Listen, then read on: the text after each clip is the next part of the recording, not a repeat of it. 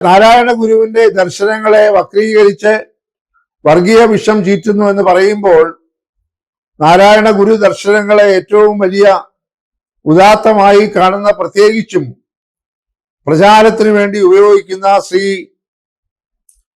വെള്ളാപ്പള്ളി നടേശൻ ഈ അടുത്ത കാലത്ത് നടത്തിയതായിട്ടുള്ള പ്രസ്താവനകൾ നമുക്ക് മറക്കാനാവുന്നതല്ല.